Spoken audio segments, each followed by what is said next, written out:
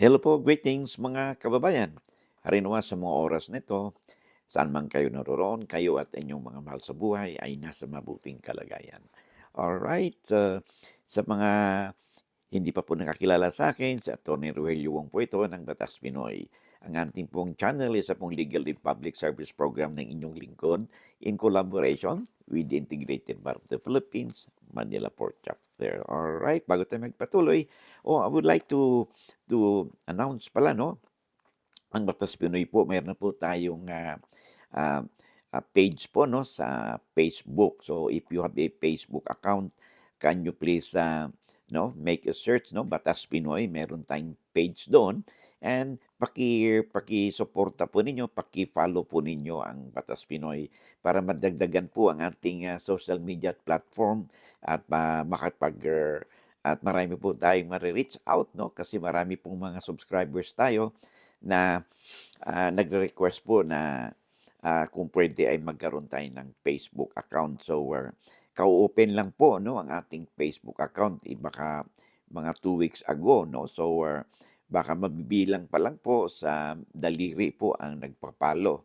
So, paki-share lang po, no, ang ating bagong page sa Facebook at you can also reach me there and perhaps we can go on chatting also. Okay, madagdagan po ang ating platform at para po masagot po ang inyong mga katanungan sa abot po ng ating makakaya. Okay, marami pong salamat. And of course, bago tayo magpatuloy, sa mga hindi pa po subscribers, ng mga viewers po natin, ay pwede po pa makahingi po sa inyo ng isang isang click po sa subscribe, share, and like buttons po natin. Especially po, no, kung nagugustuhan po ninyo or if you find our video or our video interesting and informative. Okay? So, marami pong salamat. Of course, paki-hit din po yung notification bell upang sa ganun, if we have an update, no, you will not be missing these updates, not updated po kayo lagi. Sabi nga natin ay lamang na ang may alam sa batas. So paki-share po, no, ang ating mga video sa inyong kaibigan, kamag-anak o kakilala po ninyo upang sila rin ay mayroon pong mapupulot, no, matutunan po sa ating mga pinag-usapan. Lagi nating sinasabi, lamang na ang may alam sa batas. Okay, marami pong salamat. Okay, bigyan po natin ng daan ang sulat po sa atin ni Lori Madawin. Okay, sabi niya dito, may kinalaman po ito sa usual po nating natatanggap, no, na mga katanungan. Umiikot lang po ito sa properties, no. Ito po may kinalaman sa ah, mana, no, kini-claim ng isang kapatid kasi di umano siya daw po ang gumastos sa pagpalibing ng kanyang kapatid na pumanaw, kaya nararapat daw na yung share nung pumanaw na kapatid, yung legitim kung tawagin, no, ay mapupunta sa kanya. So, tama ba ito? Okay? Ito po'y kanya pong katanungan na ganito sabi niya, "Attorney, pwede bang kunin ng isang kapatid ang share na lupa na namayapang kapatid dahil lamang siya daw ang gumastos sa pagpalibing ng namayapa?" Alright? So, lagi nating sinasabi, no, na ah, na legitim po, no, ang share po ng ah, ng isang namayapan na ay dapat mapunta po sa kanyang immediate na heirs, no. Katulad niyan, kung yung namayapa ng kapatid, no, okay, ay may pamilya, may anak siya, may asawa, okay, itong mga compulsory heirs niya ay dapat mapunta sa kanya yung share nung kanyang namayapang namayapa ng asawa o magulang, no? Kasi ang obligasyon lang o ang karapatan lang nung kapatid na o sino mang gumastos doon sa pagpalibing, no, ay singilin, no? Singilin yung ibang kapatid, no, na na bayaran siya.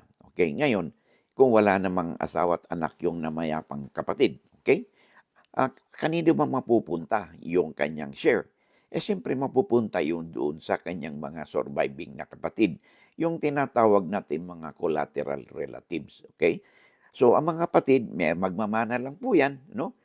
Kung ang namayapang kapatid ay wala pong asawa at anak.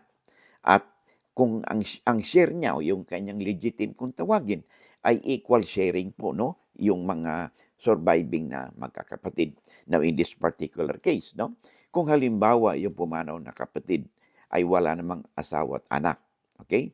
So ang kanyang share ay mapupunta doon sa mga kanyang kapatid na mabuhay pa, okay.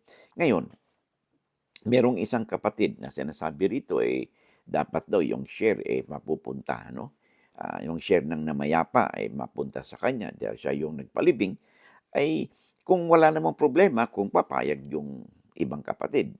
Pero ang tamang gawin dapat niyan ay yung kasi ang makikinabang do'n sa share nung kapatid na namayapa na, siyempre yung mga surviving na kapatid. So ang gagawin ay kung ano man yung nagastos nung kapatid na nagpalibing, ay equal sharing sila sa gastos, okay. And then kung anong matitira doon, ay equal sharing din sila yung magkakapatid doon sa natirang, parte ng mana ng pumanaw na kapatid. So, yun dapat ang inyong gawin. So, hindi automatic 'no, na porke ang isang kapatid o isang tao ang nagpalibing o gumastos 'no, ay automatic, siya na yung mapupunta sa kanyang parte ng mana ng namayapang kapatid, okay. So, I hope, maliwanag 'yan 'no, sa inyong katanungan, okay.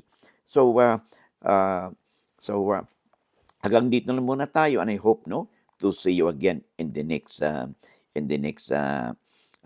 video po natin. Oh, by the way 'no, sa kakapasok pa lang 'no, meron na po tayong ano, meron na pong, um, page po 'no, ang Batas Pinoy sa Facebook. So, paki-follow po ninyo ang ating channel upang sa gano'n ay, kahit sa Facebook 'no, ay madagdagan po ang ating, forum 'no, para po, makikipag, chat po sa inyo sa abot ng ating makakaya at masagot po ang inyong mga katanungan, okay. So, hanggang sa muli 'no, at sa mga kapapasok pa lang kung hindi pa kayo nakapag-subscribe, at if you find naman our videos interesting and informative, hindi naman po siguro sa kalabisan 'no, 'pag ako po'y humihingi po sa inyo ng isang subscribe and isang share and like po 'no, sa mga videos po natin upang sa gano'n ay mahuli po tayo ng algorithm ng YouTube at marami po tayong mga kababayan pa 'no. It could be they're your friends, your relatives 'no, na sila din po ay may matutunan sa ating mga pinag-usapan. Sabi nga natin ay, lamang na ang may alam sa batas. So hanggang dito muna tayo and I hope to see you again 'no, in the next video po natin. Maraming salamat and God bless.